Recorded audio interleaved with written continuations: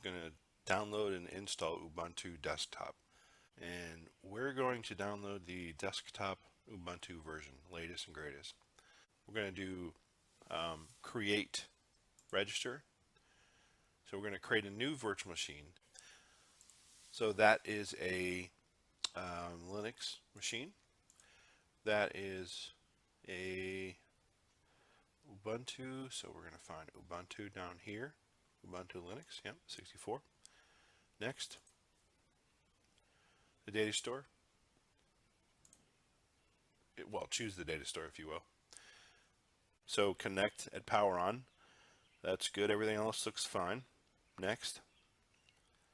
And now it's like a summary. This is what you're doing. This is how you're going to do it, right? 1 gig, 1 CPU. That's good. Plenty of space for that. Anyway, click on finish. Okay, great. So we're going to be, here's the cool part, you can install it in any language you desire. We're going to choose our keyboard layout, English, and English US, continue. We're just going to choose normal, see all the cool things they have going on. Otherwise, you have to do a lot of apt-get install different things.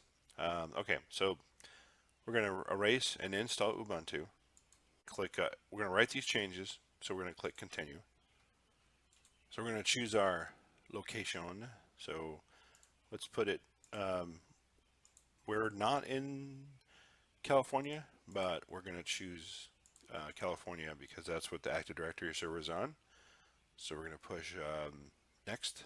We're going to click on continue the next step.